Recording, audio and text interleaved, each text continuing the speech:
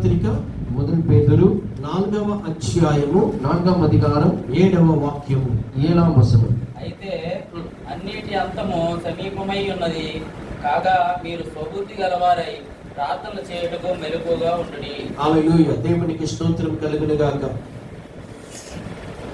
ఈ వాగ్దానమును మనము 1వ తారీఖున ఉదయకాల సమయంలో ధ్యానించుకున్నాం. இந்த வாக்குத்தத்தத்தை நாம் முதல் நாளிலே இதை குறித்து தியானித்திருந்தோம். కానీ అనేక మంది రాలేదు కాబట్టి మరొకసారి அநேகர் வரவில்லை, ஆகையால் நான் மீண்டும் ஒரு விசையாக கூட ఆ వాక్యమును జ్ఞాపకం చేస్తున్నాను. அந்த வார்த்தையை உங்களுக்கு நினைவூட்டுகிறேன். ప్రభు 6వ మాసములో మనకు చెప్పుచున్న మాట, தேவன் இந்த 6வது மாதத்திலே நமக்காய் சொல்லுகிற வார்த்தை, అక్కడ మొట్టమొదటి లైన్ లో అయితే అన్నిటి అంతము సమీపమై ఉన్నది. அங்கு முதலாவது வரியிலே தேவன் சொல்லுகிறார் எல்லாவற்றிற்கும் முடிவு சமீபமாயிற்று. అక్కడ బైబిల్లో చూసినట్లయితే ఫుల్ స్టాప్ ఉంటున్నాడు. வேதத்தில் பார்த்தோம் என்று சொன்னால் அந்த வார்த்தை எழுதின பிறகாக ஒரு புள்ளி வைக்கப்பட்டிருக்கிறது. అనగా వార్త అంతటితో ముగింపబడినది என்றால் அந்த வார்த்தை அத்துடன் முடிகிறது. అప్పుడు ప్రభు చెప్పవలసిన మాట ఏమనగా, தேவன் சொல்ல வேண்டிய வார்த்தை అయితే என்றால் అన్నిటి అంతము எல்லாவற்றிற்கும் సమీపమై ఉన్నది, முடிவு சமீபமாய் இருக்கிறது. మనం అనేకమైనటువంటి వేదనలు బాధలకు ఒక ముగింపుని ఎదురు చూస్తూ ఉంటుంటాం. நம்ம அநேக வேதனைகளுக்கு கஷ்டங்களுக்கு ஒரு முடிவை எதிர்நோக்கி காத்திருக்கிறோம். అప్పుడు బాధలో ఉన్న వారు కూడా ఏదో ఒక లోను ఎదురు చూస్తూ ఉంటారు. கடன் பிரச்சனையில் இருப்பவர்கள் கூட ஏதோ ஒரு முடிவை எதிர்நோக்கி காத்து கொண்டு இருப்பீர்கள். ఎగ్జామ్ బిడ్డలందరూ రిజల్ట్ కొరకు ఎదురు చూస్తూ ఉంటారు. எக்ஸாம் எழுதிய மாணவர்கள் அதனுடைய ரிசல்ட்டுக்காக காத்திருப்பீங்க. ఇలాగా ప్రతి వారికి ఒక్కొక్క సమస్యకు వారి యొక్క అంతమును ఎదురు చూస్తూ ఉంటారు. இப்படியாக ஒவ்வொரு கேள்விக்கும் ஒவ்வொரு சூழ்நிலைக்கும் அதற்கேற்ற பதிலை எதிர்நோக்கி காத்திருப்பீர்கள். సులభముగా అర్థం అవ్వాలంటే இன்னும் எளிதாய் புரிய வைக்க வேண்டும் என்று சொன்னால், మన ఈఎంఐ కడుతూ ఉన్నామా? நம்ம இஎம்ஐ கட்டி கொண்டு இருக்கிறோம். ఎన్నేళ్ళు మనకు తెలుసు, எத்தனை வருடங்கள் எனக்கு நமக்கு தெரியும். అలా లెక్క పెట్టుకున్నప్పుడు ఇంకా 3 ఈఎంఐలు ఉంటాయి. அப்படியே கணக்கு வச்சுட்டு வரும்பொழுது இன்னும் 3 இஎம்ஐ பாக்கி இருக்கும். అప్పుడు అనుకుంటాం, அப்ப நம்ம நினைப்போம் ఇంకా 3 నెలలు అయిపోయిందంటే இன்னும் 3 மாதங்கள் முடிந்தது என்று சொன்னால் స్వతంత్రం, இனி சுதந்திரமா இருக்கலாம், నెమ్మదిగా ఉండొచ్చు. நிம்மதியாக இருக்கலாம். అప్పుడు ఈఎంఐకి ఒక ముగింపు రావాలి. இப்போது அந்த இஎம்ஐக்கு ஒரு முடிவு இருக்கிறது. అదే ప్రభువు రచించారు. அதுதான் தேவன் சொல்லுகிறார். ఇలా దేని యొక్క అంతమును మీరు ఎదురు చూస్తూ ఉన్నారు, இப்படியாக எதை குறித்துதான முடிவை நீங்கள் எதிர்நோக்கி காத்திருக்கிறீர்களோ ఆ అంతము మీకు సమీపముగా ఉన్నది. அந்த முடிவு உங்களுக்கு சமீபமாய் இருக்கிறது. ఈ మాసములో సమీపముగా ఉంచి ఉన్నారు ప్రభువారు. இந்த மாதத்திலே அதை சமீபமாய் உங்களுக்கு வைத்திருக்கிறார். జాగ్రత్తగా దేవుని వార్తలు గమనించినట్లయితే, நன்றாய் தேவனுடைய வார்த்தையை கவனிப்போம் என்று சொன்னால், నిన్ను ఆశీర్వదించేదను, உங்களை ஆசீர்வதிப்பார், నిన్ను అభివృద్ధి పరిచేదను, உங்களை பெருக செய்வார். ఇలాంటి ఆశీర్వాదములు మనకు దొరుకుతూ ఉంటాయి. இப்படி பெற்ற ஆசீர்வாதங்கள் நமக்கு கிடைக்கக்கூடும். కానీ ప్రభువారు ఈ 6వ మాసంలో చెప్పిన మాటను గమనించినట్లయితే, தேவன் இந்த 6வது மாதத்திலே நமக்காய் சொல்லுகிற வார்த்தையை கவனித்தோம் என்றால், అన్నిటిది అంతము సమీపమై ఉన్నది. எல்லாவற்றிற்குமான முடிவு சமீபமாய் இருக்கிறது.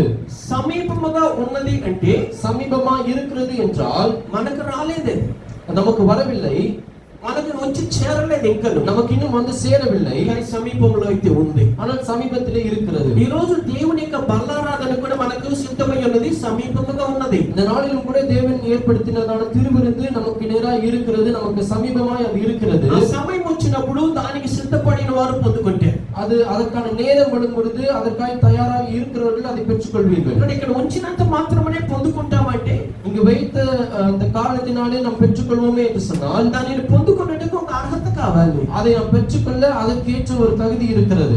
సో ఆ విధముగా ప్రభువారు ఈ మాసములో அப்படியாய் தேவன் இந்த மாதத்திலும் கூட అన్నిటిక అంతమును మనకు సమీపంలో ఉంచి ఉన్నారు. எல்லாவற்றிற்குமான முடிவு நமக்கு சமீபமாய் வைத்திருக்கிறார். దానిని మనం పొందుకోవాలి, அதை நாம் பெற்றுக்கொள்ள வேண்டும், దానిని మనం స్వతంత్రించుకోవాలి. அதை நாம் சுதந்திரித்துக் கொள்ள வேண்டும். అప్పుడు మనం ఏం చేయాలి? அப்போது நாம் என்ன செய்ய ఆ வேண்டும்? వాక్యాన్ని కొనసాగించి చదవండి. அந்த வார்த்தையை தொடர்ந்து வாசிங்க.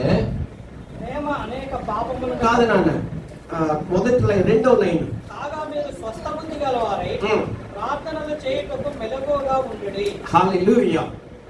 సమీపముగా ఉన్నటువంటి యొక్క కార్యములను, ఆశీర్వాదములను మనము పొందుకోవాలి అంటే, சமீபமாய் இருக்கிறதான முடிவையோ ஆசீர்வாதத்தை பெற்றுக்கொள்ள வேண்டும் என்றால் మనం ఏమి చేయాలో కూడా ప్రభు చెప్తున్నారు. நாம் என்ன செய்ய வேண்டும் என்பதையும் தேவன் குறிப்பிடுகிறார். ఏమి చేయాలంటే, என்ன செய்ய வேண்டுமா? స్వస్థత స్వస్థత బుద్ధి గలవారై ప్రార్థనలు చేయుటకు మెలకువగా ఉండుడి. தெளிந்த புத்தி உள்ளவர்களாய் இருந்து ஜெபம் பண்ணுவதற்கு ஜாக்கிரதையாய் இருக்க வேண்டும். ఒట్టి ప్రార్థనే ప్రభు ఎదురు చూడట్లేదే. வெறும் ஜெபத்தை மாத்திரம் அவர் எதிர்பார்க்கவில்லை. స్వస్థత బుద్ధి గలవారై ప్రార్థనలు చేయాలి. தெளிந்த புத்தி உள்ளவர்களாய் நாம் ஜெபிக்க வேண்டும். కానీ మనం ఏం చేస్తామంటే நாம் என்ன செய்கிறோம்? మన పిల్లలు ఎప్పుడు టెస్ట్ లో ఫెయిల్ అవుతూనే ఉన్నారు అనుకుంటాం. பிள்ளைகள் எப்பொழுதும் தேர்வுல ஃபெயில் ஆகிக்கொண்டே இருக்கிறாங்க அப்படின்னா కనీసం 35 మార్కులు అనేది తీసుకొని రమ్మంట. குறைந்தபட்சம் 35 மார்க்காச்சும் எடுத்துட்டு வா அப்படின்னு சொல்லுவோம். జస్ట్ పాస్ అన్నా ఎదురు చూస్తాం. ஜஸ்ட் பாஸ் என்ற நிலையாச்சும் பெற்றுக்கொள் என்று சொல்லுவோம். కానీ 80 90 తీసే పిల్లల దగ్గర 89 80 90 89 99 வாங்குற பிள்ளைகளும் இருப்பாங்க. 100 ఎదురు చూస్తూ ఉంటారు. அந்த பிள்ளைங்க கிட்ட 100 எதிர்பார்ப்பாங்க. ఇప్పుడు ప్రభు మన దగ్గర ఏం ఎదురు చూస్తున్నారో నాకు తెలియలేదు. இப்ப தேவன் நம்ம கிட்ட எதை எதிர்பார்க்கிறாரு என்று எனக்கு தெரியல. అయ్యా బాబు నువ్వు 100 తీసుకొచ్చి స్టేట్ రాకపోయినా పర్లేదయ్యా, 100 మార్క్స్ వాங்கி స్టేట్ ర్యాంక్ வாங்கணும்ன்ற அவசியம் இல்ல, బార్డర్ లో ఉండే కూడా చాలయ్యా అంటున్నారేమో ప్రభు. பார்டர் லைன்ல பாஸ் ஆனாலே போதும் அப்படின்னு சொல்றாரு. అంటే ఏమని అర్థం? என்றால் என்ன அர்த்தம்? ప్రార్థనలో ఫెయిల్ అవుతున్నామని అర్థం. ஜெபத்திலே நாம் தோல்வி அடைகிறோம் என்று அர்த்தம். అప్పుడు ఆయన స్టేట్ ర్యాంక్ మన దగ్గర ఎదురు చూడడు ప్రభు. அப்போ ஸ்டேட் ర్యాంక్ நம்ம கிட்ட தேவன் எதிர்பார்க்கிறது இல்ல. కనీసం బార్డర్ మార్కులనే తెచ్చుకోమని ఎదురు చూస్తూ ఉంటాడు. குறைந்தபட்சம் அந்த ஜஸ்ட் பாஸ் நிலையாச்சும் அடைய வேண்டும். మనం ఇప్పుడు ఎంతమంది ప్రార్థన చేస్తున్నాం?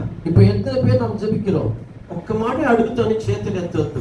ஒரு வார்த்தை கேட்பேன், யாரும் கை தூக்க வேண்டாம். ఈ రోజు ఉదయము ఎంతమంది ప్రార్థన చేసి ఆలయానికి వచ్చారు? இன்னைக்கு காலையில எத்தனை பேர் ஜெபித்து ஆலயத்துக்கு கடந்து வந்து? ఇది మీకు మీ దేవునికి నేను ప్రశ్న వదిలేస్తాను, మీరు ఆయనకి సమాధానం చెప్పుకోనండి. இது உங்களுக்கும் தேவனுக்குமான கேள்வியா நான் விட்டு விடுகிறேன். நீங்கள் தேவனிடத்தில் அதற்கான பதிலை சொல்லுங்கள். అన్నిటి అంతము మనం సమీపంగా ఉన్నది పొందుకోవాలంటే ప్రార్థన కావాలంటే ప్రభు చెప్తున్నారు. எல்லாவற்றுக்குமான முடிவு சமீபமா இருக்கிறது, அதை பெற்றுக்கொள்ள வேண்டும் என்று சொன்னால் நாம் ஜெபிக்க வேண்டும் என்று தேவன் குறிப்பிடுகிறார். వాక్యములో స్వస్థత బుద్ధి కలవారై అని ఉంది. அந்த வார்த்தையிலே தெளிந்த புத்தியோடு ஜெபிக்க வேண்டும் என்று எழுதி இருக்கிறது. మొదటి ఈ స్వస్థత బుద్ధి అంటే ఏంటో చెప్పి బయటికి వెళ్ళిపోదాం. முதலாவதாக அந்த தெளிந்த புத்தி என்று சொன்னால் என்ன என்பதை நான் சொல்லுகிறேன். స్వస్థత బుద్ధి అనగా தெளிந்த புத்தி என்றால் మత్తు పదార్థములు, போதைப் பொருட்கள், పానీయములు, మత్తు పానీయం அடிமைத்தனத்துக்கான காரியங்கள் కాదు. మత్తు పదార్థములు అంటే போதைப் பொருட்கள், పానీయములు అంటే వైను బీరు ఇవన్నీ மதுபானங்கள், ఇలాంటి. Yes, very good.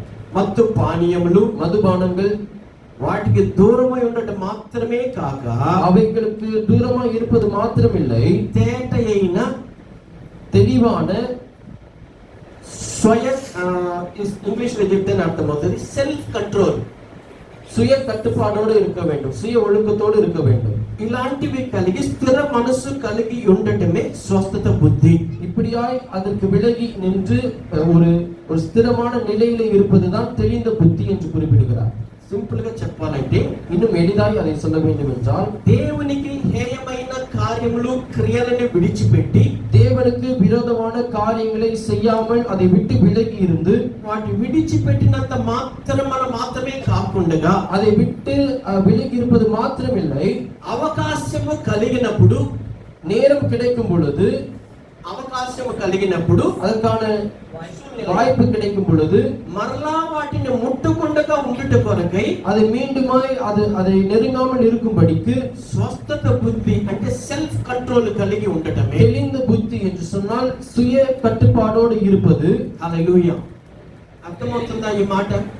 నేను ఎందుకు మరలా చెప్తున్నానంటే, நான் ஏன் இதை மீண்டும் மீண்டும் சொல்லுகிறேன் என்றால், విశ్వాసులైనా సేవకులైనా ప్రతి వారు అందరూ మనుషులే. ஊழியக்காரனாக இருந்தாலும் சரி, விசுவாசியாக இருந்தாலும் சரி, எல்லாரும் மனிதர்கள் தான். ఎక్కడో ఏదో ఒక పాపమును విడిచి రక్షణలోనికి వచ్చి ఉంటారు. எங்கேயோ ஏதோ ஒரு பாவத்தை விட்டு நாம் அதிலிருந்து மீட்பு பெற்று ரட்சிப்புக்குள்ளாய் வந்து இருக்கிறோம். కానీ కొన్ని ఏళ్ల తరువాత, ஒரு சில ఆண்டுகளுக்கு பிறகாக, కొన్ని ఏళ్ళు అంటే 30 ఏళ్ళు 40 ఏళ్ల తరువాత కూడా, ஒரு சில ఆண்டுகள் என்று சொன்னால் 30-40 ஆண்டுகள் கழித்தும் கூட, దేనినైతే విడిచి వచ్చారో, எதை விட்டு நாம் வந்திருக்கிறோமோ, మరలా దానిని సంధించే అవకాశం వస్తుంది. மீண்டும் அதை சந்திக்கக்கூடிய சூழ்நிலைகள் ஏற்படும். దానితో మాట్లాడే అవకాశం వస్తుంది. அதோடு கூட பேச வேண்டிய சூழ்நிலை ஏற்படலாம். మరలా వాటిని ముట్టవలసిన అవకాశం ఏర్పడుతుంది. மீண்டுமாய் అவைகளை நெருங்குற ஒரு சூழ்நிலை ஏற்படலாம். ఈ మత్తు పదార్థం మరలా పొందుకునే అవకాశం దొరుకుతూ ఉంటుంది. இந்த మధుபாనங்களை மீண்டும் அருந்தக்கூடிய ஒரு நிலை ஏற்படலாம். ఇటువంటి పాప కార్యములు మరలా ఒక అవకాశం వచ్చినప్పుడు இப்படியான பாவ காரியங்களை மீண்டும் செய்வதற்கான ஒரு சமயம் ஒரு வாய்ப்பு ஏற்படும் பொழுது వాటిని ముట్టుకొండగా ఉండే స్థిరమైన మనసు కలిగి ఉండటమే அவைகளை தொடாமல் நெருங்காமல் இருக்கக்கூடிய ஒரு நிலையான மனது நமக்கு கிடைப்பதுதான் అదే స్వస్థత బుద్ధి. அதுதான் தெளிந்த புத்தி. హల్లెలూయా. ஹalleluya. ఒకవేళ అవకాశం దొరికింది కదా అని మరలా బురదలో కాలేసామంటే, ஒருவேளை வாய்ப்பு கிடைத்தது என்று சொல்லி மீண்டுமாய் அதிலே நாம் கால் வைப்போம் என்று சொன்னால் మన తెల్ల బట్టలన్నీ మళ్ళా మురికి అయిపోతూ ఉంటాయి. நம்முடைய வெள்ளை ஆடைகள் முழுவதுமாக அழுக்காகிவிடும். దేనినైతే వదులుకున్నామో எதை விட்டு விலகினோமோ మరలా దానిని తింటూ ఉంటాం. மீண்டும் அதையே நாம் பருகுகிறோம். కోప్పడకుంటుంటే ఒక మాట చెప్తాను. கோபப்படலன்னா நான் ஒரு வார்த்தை சொல்லுகிறேன். వామిటింగ్ చేసుకున్న దానిని తినేది ఎవరంటే మనుషులా? అమ్మా, వామిట్ చేసుకున్న దానిని మరలా ముట్టుకున్నాము తింటున్నామంటే మనం ఎవరితో సమానం? సమానం. అలా ఉండకుండా ప్రభు మనలను మనుషులుగా ఉండాలని ఆయన ఎదురు చూస్తూ ఉంటున్నారు. தேவன் அப்படி இருக்க நாம் அப்படியா இருக்கும்படிக்கு தேவன் விரும்பவில்லை. நம் நல்ல மனிதனா இருக்கும்படி தேவன் விரும்புகிறார். అలా ముట్టుకొండగా ఉండే ఆ స్థిరమైన మనసే సెల్ఫ్ కంట్రోల్ ప్రభు ఎదురు చూస్తున్నారు. அப்படி மீண்டுமாய் அதை தொடாமல் விலகி இருக்கிற அந்த ஒரு மனநிலையை தான் தெளிந்த புத்தி என்று சொல்லி தேவன் அதை நம்மிடத்தில் எதிர்பார்க்கிறார். దానికి పేరే స్వస్థత బుద్ధి. அதன் பேரே தெளிந்த புத்தி. అటువంటి స్వస్థత బుద్ధి కలిగిన వారమై ఉండి ప్రార్థించినట్లయితే, அப்படி தெளிந்த புத்தி உடையவர்களாய் நாம் ஜெபிப்போம் என்று சொன்னால் అన్నిటి యొక్క అంతమును మనము స్వాధీనము చేసుకోగలము. எல்லாவற்றுக்குமான முடிவு நமக்கு சமீபமாக இருக்கிறது. அதை நம்மால் சுதந்திரித்துக் கொள்ள முடியும். హల్లెలూయా. దేవునికి మహిమ కలుగును గాక. தேவனுக்கு மகிமை உண்டாகட்டும். ఇప్పుడు మనం ప్రార్థించాలి. இப்பொழுது நாம் ஜெபிக்க வேண்டும். మన యొక్క ఆశీర్వాదాలను పొందుకోవాలి అంటే, நம்முடைய ஆசீர்வாதங்களை நாம் பெற்றுக்கொள்ள வேண்டும் என்றால், మన బాధల యొక్క ముగింపును మనము చూడాలి అంటే, நம்முடைய வேதனைகளுக்கான முடிவை நாம் காண வேண்டும் என்று சொன்னால், మనము చేయవలసింది ఒకే ఒక్క పని. நாம் செய்ய வேண்டியது ஒரே ஒரு வேளை ప్రార్థించాలి, ஜெபிப்பது. అది ఎలా ప్రార్థించాలో అనేది కూడా చెప్పాను. స్వస్థత బుద్ధి కావాలి. அது எப்படி ஜெபிக்க வேண்டும் என்பதையும் நான் சொல்லிவிட்டேன். தெளிந்த புத்தியோடு ஜெபிக்க வேண்டும். ఈ రోజు అప్పుడు మనకు పరిచయమైనటువంటి ఒక రెండు వ్యక్తులను బైబిల్ గ్రంథంలో నుండి చూసుకుందాం. அப்போது இந்த நாளிலே நமக்கு நல்ல பிரபலமாக இருக்கக்கூடிய இரண்டு நபர்களை குறித்து வேதத்திலிருந்து பார்க்க போகிறோம். ఈ ప్రార్థన వలన మనం పొందుకోగలిగిన కార్యాలు ఏంటో కూడా మనం మొదటి దినమంది ధ్యానించుకున్నాం. ஜெபத்தின் மூலமாய் நாம் பெற்றுக்கொள்ள போவதான காரியம் என்ன என்பதையும் நாம் முதல் நாளிலே பார்த்திருக்கிறோம். మొదట కరువు కాలములో నుండి తప్పించుకోగలము. முதலாவதாக பஞ்சத்தின் நாட்களிலிருந்து நம்மால் தப்பித்துக் கொள்ள முடியும். రెండవది అప్పుల బాధలో నుండి విడిపింపగలము. இரண்டாவதாக கடன் பிரச்சனையிலிருந்து நமக்கு மீட்பு இருக்கிறது. మూడవది స్వస్థతను పొందుకోగలము. மூன்றாவதாக சுகம் இருக்கிறது. ఈ ప్రార్థన వలన మనం పొందుకోగలిగిన మూడు కార్యాలు ధ్యానించుకున్నాం. ஜெபத்தின் மூலமாக நமக்கு கிடைக்கிறதான மூன்று காரியங்களை குறித்து நாம் தியானித்திருந்தோம். కానీ అక్కడ ఆ ప్రార్థనను మనం వినాలి. ప్రభు మనకు కార్యాలు చేయాలి అంటే, அங்கு ஜெபத்தை தேவன் கேட்க வேண்டும், அதற்கான மறு உத்தரவு தேவன் கொடுக்க வேண்டும் என்றால், చూడండి ఒకసారి ఆ వాక్యాన్ని మాత్రం నేను చూపించి 17వ మొదటి రాజుల గ్రంథము முதல் ராஜாக்கள் 17వ అధ్యాయము 17ஆம் அதிகாரம் 12వ వాక్యం. 12ஆம் வசனம். నీ దేవుడైన యెహోవా జీవము తోడు. తొట్టిలో పట్టెడు పిండియు రుచిలో కొంచెం నూనెయు నా యొద్ద ఉన్నవే గాని అప్పు ఎప్పుడైనా లేదు. అప్పం ఒకటైనా అప్పు లేదు. ఎప్పుడైనా లేదు. చాలండి, ఇక్కడ వరకు చాలు. ఎందుకంటే ఈ వాక్యం పరిచయం కాబట్టి నేను క్లుప్తంగా చెప్తే వెళ్ళిపోతాను. అక్కడ ఒక ప్రవక్తను మనం చూస్తున్నాం. அங்கு நாம் ஒரு தீர்க்கதரிசியை பார்க்கிறோம். ఏలియా అనే ప్రవక్త எலியா என்ற தீர்க்கதரிசி ఒక విధవరాలు ఇంటికి వెళ్తున్నారు. ஒரு విధవిயின் வீட்டுக்கு அவர் கடந்து போகிறார். ఆమె దగ్గర ఏమున్నదంట? அவளிடத்தில் என்ன இருக்கிறதாம்? ఒక పట్టిడి పిండియు ஒரு பிடி மாவும் కొంచెం నూనె మాత్రమే ఉన్నది. கொஞ்சம் எண்ணெய் மாத்திரம் இருக்கிறது. వాళ్ళు వాటిని తిని చావక ముందు వాటిని తినాలి అనుకుంటున్నారు. அவர்களோ அவர்களுடைய நிலை என்னவென்று சொன்னால் அதை சாப்பிட்ட பிறகு மரித்து விட வேண்டும் என்பதுதான் அவர்களுடைய நிலையாக இருந்தது. కానీ ఆ మరణము సూసైడ్ కాదు. కానీ அந்த மரணம் ஏதோ தற்கொலை இல்லை. ఆ దేశంలో ఏర్పడిన కరువు వలన, அந்த தேசத்தில் ஏற்பட்டு இருக்கிறதான பஞ்சத்தின் நிமித்தமாக ఆహారం లేకుండా చనిపోవు దినములు సమీపమై ఉన్నవి. உணவில்லாமல் மரிக்கக்கூடிய நிலை அவர்களுக்கு சமீபமாக இருந்தது. వారి దగ్గర ఎంతో కొంతే ఉంది. దానిని తిని ఆ మరణము కొరకు కనిపెడుతుంటారు. அவர்களுக்கு ஏதோ ஒரு கொஞ்சம் பொருட்கள் இருந்தது. அதை வைத்து சாப்பிட்டு பிறகு மரணத்துக்காக காத்திருக்கக்கூடிய ஒரு நிலை. కానీ ఎలియా ప్రవక్త వారి ఇంటికి వచ్చి ఆయన అడిగినప్పుడు, எளிய தீர்க்கதரிசி அவருடைய வீட்டுக்கு வந்து அவர் கேட்கும் பொழுது, ఆమె తన బాధలు చెప్పినంత మాత్రమున அவளுடைய சூழ்நிலையை சொன்ன பிறகாக అది ఆయన మాటను తిరస్కరించలేదు. కానీ அவருடைய வார்த்தையை அவள் புறக்கணிக்கவில்லை.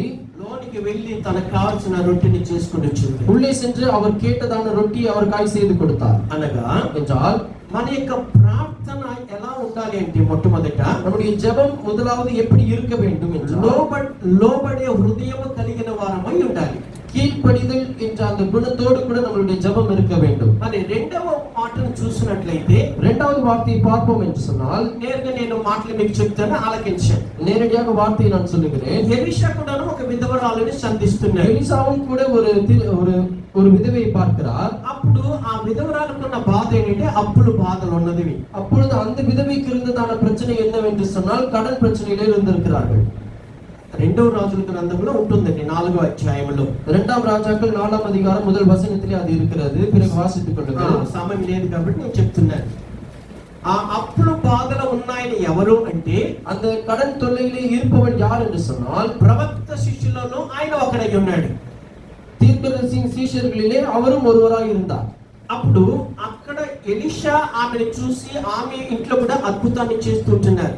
அப்போது எலிசா அவளை கண்டு அவளுடைய வீட்டிலும் அதிசயத்தை செய்கிறார். ఆమె ఇంట్లో కూడా ఏముందండి? నూనె కుండ మాత్రమే ఉంది. அவர்கள் வீட்டிலும் என்ன இருந்தது? ஒரு எண்ணெய் மாத்திரம்தான் இருந்தது. నూనె కుండ మాత్రమే ఉన్నది. எண்ணெய் பாத்திரம் மாத்திரம்தான் இருந்தது. దానిని ఆయన ప్రార్థించినప్పుడు ఆ నూనె వారు ఎక్కువగా పోసి దాన్ని నమ్ముకొని అప్పులు తీర్చుకున్నారు. அவர் ஜெபித்த பிறகாக அந்த எண்ணெயானது அந்த ஜாடியிலே அது பெருகி அதை விற்று அவர்கள் சம்பாதித்துக் கொண்டார்கள். కానీ ఆ వాక్య భాగమును చూస్తున్నప్పుడు ஆனால் அந்த வேத பகுதியை பார்க்கும் பொழுது అప్పులు చేసి చనిపోయిన ఆయన జీవితాన్ని గురించి ఒక మాట చెప్పబడుతుంది. అక్కడ கடனாக்கி அவர் மரித்த அவரை குறித்ததாய் ஒரு வார்த்தை எழுதப்பட்டிருக்கிறது. దేవుని భయభక్తులు కలిగిన వాడు అని రాసి ఉంటారండి. தேவனுடைய பயபக்தி உடையவர் என்று எழுதப்பட்டிருக்கிறது. మొదట ఇంట్లో అద్భుతం జరిగింది. ఎవరింట్లో జరిగిందండి? முதலாவது யார் வீட்டிலே அற்புதம் நடந்தது?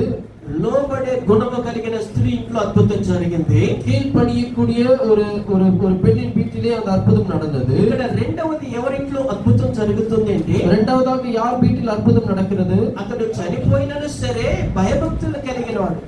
அவர் மரித்தாலும் சரி அவர் பயபக்தியுடையவராய் இருந்தார். భయభక్తి కలిగిన ఒక కుటుంబంలో దేవుడు అద్భుతాలు చేయడానికి సిద్ధమై ఉన్నారు. பயபக்தியுடைய குடும்பத்தில் தேவன் அற்புதம் செய்ய சித்தமாய் இருப்பார்.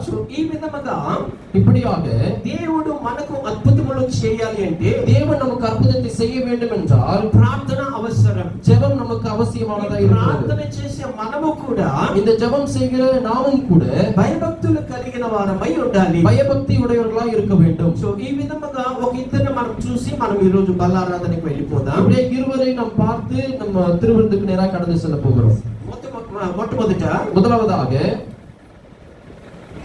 ఆదికాండము ஆதியாகமம் 8వ అధ్యాయము 8ஆம் அதிகாரம் 20వ వాక్యాన్ని చదువుకుందాం. 20ஆம் வசனம். அப்பொழுது நோவா கர்த்தருக்கு ஒரு பலிபீடம் கட்டி சுத்தமான சகல மிருகங்களிலும் சுத்தமான சகல பறவைகளிலும் சிலவற்றை தெரிந்து கொண்டு அவைகளை பலிபீடத்தின் மேல் தகனபலியாக பலியிட்டார். చాలండి. వెరీ ఈ యొక్క స్టోరీ ఇవన్నీ కూడా మనం బాగా తెలుసు కాబట్టి இந்த முழு சம்பவமும் நமக்கு தெரிந்த காரியமாய் இருக்கிறது. నోవాహు ఓడలో నుండి బయటకు వచ్చారండి. நோவா பேழையிலிருந்து வெளியே வந்து விட்டார். ఆయన నోవా కొంతకాలము వర్షము వల్ల ఓడలో ఉంటున్నారు. நோவா ஒரு சில காலங்கள் மழை நிமித்தமாக பேழைக்குள்ளே இருக்கிறார். ఈ వర్షం అంతా ఆగిపోయిన తరువాత அந்த மழை முழுவதுமாக முடிந்த பிறகு అక్కడ బయటకు వచ్చిన ఆయన చేసిన మొదటి కార్యం ఏమనగా வெளியே வந்த மாத்திரத்தில் அவர் செய்த காரியமானது దేవుని కొరకు ఆయన ఒక బలిపీఠమును కట్టి தேவனுக்காய் ஒரு பலிபீடத்தை அவர் கட்டி అందులో ఆయన దహన బలిని అర్పించారు. அதிலே அவர் தகன பலியை அவர் செலுத்தினார். బలిపీఠం అనగా பலிபீடம் என்றால் సమర్పణకు అర్పణకు సాదృశ్యమైనది.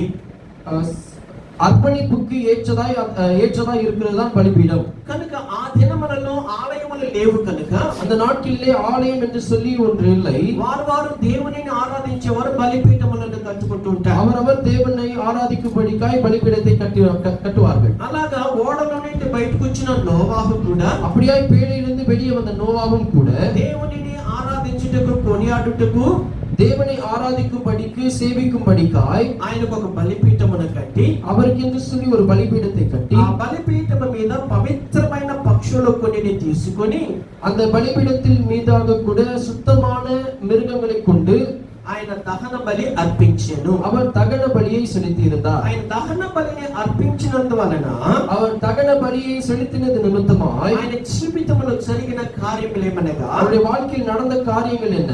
వారి కుటుంబం ఆశీర్వదింపబడినది.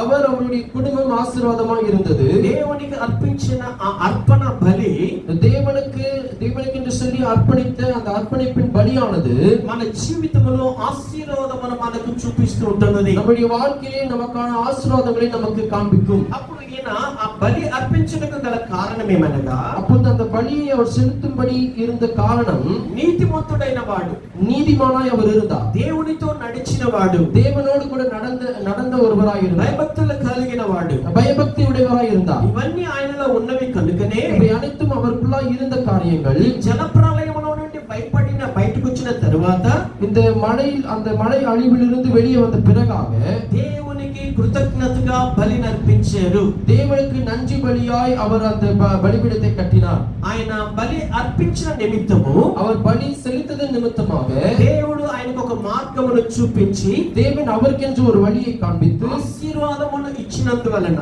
ஆசீர்வாதத்தை கொடுத்ததினாலே ఆయన నోవాహు చేసిన కార్యం ఏంటంటే நோவா செய்த காரியம் 9వ అధ్యాయం 20వ వాక్యాన్ని చదువుకుందాం. 9వ అధికారం 20వ వచనం. నోవాహు వ్యవసాయం ఆరంభించి ద్రాక్ష తోట వేసెను. చాలండి. నోవాహు బయటకు వచ్చిన తరువాత நோவா வெளியே வந்த பிறகு వ్యవసాయము చేసి விவசாயம் செய்து ద్రాక్ష తోటను వేశారు. திராட்சை தோட்டத்தை நாட்டினார். హల్లెలూయా. ఇది ఆయనకు కలిగిన ఆశీర్వాదము. இது அவனுக்கு கிடைத்த ஆசீர்வாதம். ఇప్పుడు అనేకమైన ఉపద్రవముల తరువాత ఆయన వ్యవసాయము ద్రాక్ష తోట ఆశీర్వాదం.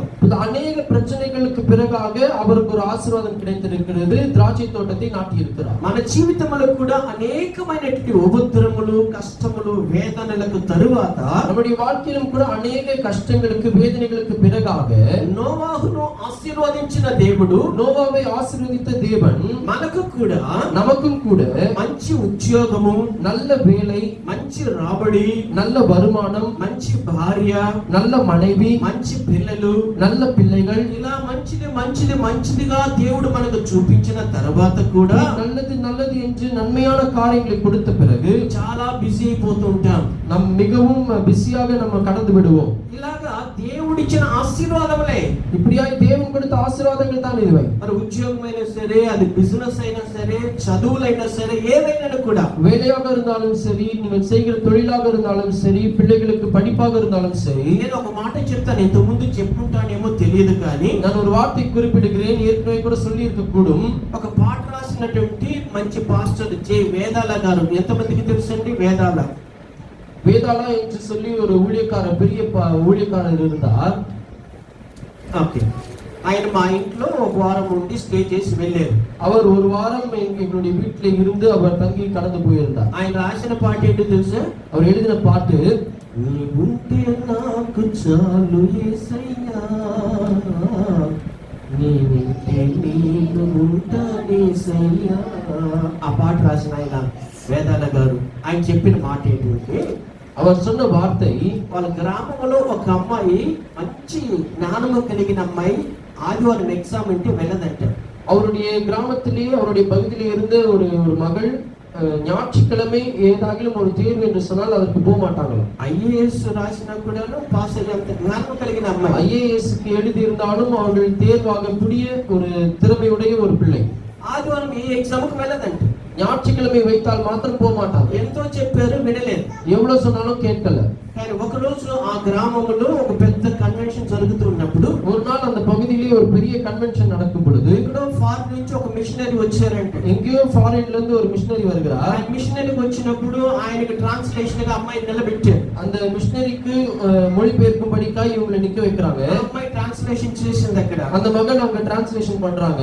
చేసినప్పుడు ఆ వచ్చిన ట్రాన్స్లేటర్ అమ్మాయి ఎవరు కనుక్కొని అమ్మాయిని పెళ్లి చేసుకుని వెళ్ళిపోయారు. அப்போ வந்த அந்த ஊழியக்காரர் யார் இந்த மகன் என்று சொல்லி கேட்டு அவளை திருமணம் செய்து விடுகிறார். ఆ వచ్చిన మిషనరీ బ్యాక్గ్రౌండ్ ఏంటంటే, வந்த மிஷனரி அவருடைய பின்னணி என்னவென்று சொன்னால், ఆయనకు ఆ ఊర్లో వందల సంఘాలు ఉన్నాయంట. அவருக்கு அவருடைய ஊரிலே ஆயிரக்கணக்கிலே சபைகள் இருந்திருக்கிறது. ఆదివారం ఆమె ఎగ్జామ్ కి వెళ్ళినందుకు ఆమెకి దొరికిన లాభం ఏంటో తెలుసా? ஞாயிற்றுக்கிழமை வைக்கிற தேர்வுக்கு அவர்கள் போகாமல் இருந்ததற்கான பலன் என்னவா இருக்கிறது ఎక్కడో பாருங்க. గ్రామంలో పుట్టి పెరిగిన అమ్మాయి ஏதோ ஒரு கிராமத்திலே பிறந்து வளர்ந்த ஒரு மகள் తనకు తెలియని దేశంలో వందల సంఘాలకి పాస్టర్గా మార్చబడింది. அவர்களுக்கு தெரியாத ஒரு ஒரு ஊரிலே ஆயிரக்கணக்கில் இருக்க சபைகளுக்கு பாஸ்டமாவா அவங்க மாறுறாங்க. ఈ ఆశీర్వాదం మీకు అందరికి సంతోషం అయితే చప్పట్లు కొట్టండి. இந்த ஆசீர்வாதம் உங்களுக்கு சந்தோஷம் என்று சொல்ல கடவுளை கொண்டு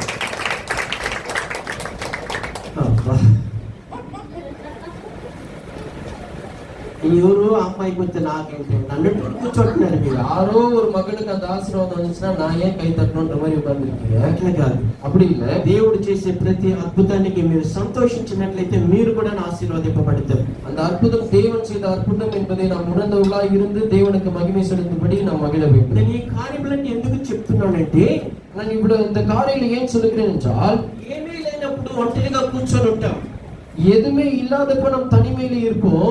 లాక్డౌన్ మీరు అందరూ అనుభవించారండి. லாக்டவுன் நம்ம எல்லாருமே அனுபவித்திருக்கிறோம். లాక్డౌన్ లో ఎన్ని గంటల సేపు ప్రార్థనలు చేసి ఉంటారు. லாக்டவுன்ல எவ்வளவு மணி நேரங்கள் நீங்கள் ஜெபித்திருப்பீர்கள். వేరే మార్గం లేదు, வேற வழி இல்ல. బయటికి వెళ్తే లడ్డి చేర్చి, வெளியே போனா லத்தியால அடிப்பாங்க. ఇంట్లో ఎంతసేపు కూర్చుంటాడు. வீட்டுல எவ்வளவு நேரம் சும்மா உட்கார முடியும். వేరే మార్గం లేక బైబిల్ చదువుతాడు. வேற வழி இல்லாம வேதத்தை வாசித்தோம். బైబిల్ చదివాడు కాబట్టి ప్రార్థన చేస్తాడు. வேதம் வாசித்து விட்டோமே என்று சொல்லி ஒரு ஜெபத்தை ஜெபிப்போம். కానీ ఈ రోజు లాక్డౌన్ తీరిపోయిందండి. இந்த நாளிலே லாக்டவுன் முடிஞ்சிடுச்சு. బిజినెస్ ఆశీర్వదింపబడింది. தொழில் ஆசீர்வாதமாகி விட்டது. ఉద్యోగంలో ఓటీలు దొరుకుతున్నాయి. வேலையில ஓட்டி கிடைக்கிறது. వీటన్నిటి చూడడానికి మనకు టైం లేదు ఇంకా. இவைகளை பார்ப்பதற்கு நேரம் இல்லை நமக்கு. అందుకని బైబిల్ మానేసాం. ஆகையால் வேதத்தை நாம் மறந்து விட்டோம். బైబిల్ మానేసాం కాబట్టి ప్రార్థన వదిలేసాం. வேதத்தை விட்டு விட்டதுனாலே ஜெபத்தையும் விட்டு விடுகிறோம். ఏదో ఈ ప్రసాదన్న తను ఈ ఏదో తిడతాడని భయంతో ఆదివారం వస్తున్నాం అంతే. ஏதோ போதகர் திட்டி விடுவார் என்ற பயத்திலே நம்ம ஞாயிற்றுக்கிழமை சபைக்கு வருகிறோம். ఇది కూడా లేకపోతే అది లేదండి. இதுவும் இல்லைன்னா அதுவும் இல்லை. కానీ ప్రభు అంటున్న మాట, ஆனால் தேவன் சொல்லுகிற வார்த்தை, మీ బాధలకు కష్టములకు వ్యాధులకు అంతమును మీరు చూడాలి అంటే, உங்களுடைய வேதனைகளுக்கு சுகவீனத்துக்கு நீங்கள் முடிவை காண வேண்டும் என்று சொன்னால் ప్రార్థన అవసరము. ஜெபம் உங்களுக்கு அவசியமான ஒன்று. ప్రార్థన అవసరము. ஜெபம் உங்களுக்கு அவசியமான ஒன்று. ఈయన నోవాహు మంచివాడే కదండి, நோவா நல்லவர் தானே, నీతిమంతుడే కదా. நீதிமான் தான். కానీ ఆయన ఆశీర్వదింపబడిన తరువాత, ஆனால் அவர் ஆசீர்வதிக்கப்பட்ட பிறகு ఆయన వ్యవసాయం చేసి ద్రాక్ష తోటని వేసుకున్నాడు. அவர் விவசாயம் செய்து திராட்சை தோட்டத்தை நாட்டி இருக்கிறார். ఇప్పుడు చదవండి అదే 9వ అధ్యాయంలో 24, 25. இப்ப வாசிங்க அதே 9ஆம் அதிகாரம் 24, 25 వచనங்கள். అప్పుడు నోవాహు మత్తు నుండి మేలుకొని తన చిన్న కుమారుడు చేసిన దానిని తెలుసుకొని కనాను సమీపపడిన వాడై తన సహోదరులకు దాసుడగును అనేను. అనెను. జరిగిన సంభవం ఏంటంటే, நடந்த காரியம் என்ன? వ్యవసాయం చేసి ద్రాక్ష తోట పండిన తరువాత, விவசாயம் செய்து திராட்சை தோட்டத்தை நாட்டின பிறகு ఆ ద్రాక్ష పండ్లన్నీ తీసుకొని அந்த திராட்சை பழங்கள் எல்லாம் எடுத்து, ఆ రోజుల్లో అది ద్రాక్ష రసము అన్నారు. அந்த நாட்களிலே அதை திராட்சை ரசம் என்று சொன்னார்கள். ఈ రోజుల్లో మనం చెప్పుకోవాలంటే సారాయి కాసుకొని இந்த நாட்களிலே நாம் சொல்ல வேண்டும் என்று சொன்னால் சாராயத்தை காய்த்து బాగా తాగి మత్తుడైపోయి நன்றாய் அதை குடித்து அவர் போதை அடைந்து పండుకొని నిద్రపోతున్నాడు. படுத்து தூங்கிக் கொண்டிருக்கிறார். ఇప్పుడు ఈయన ఆశీర్వదింపబడిన తరువాత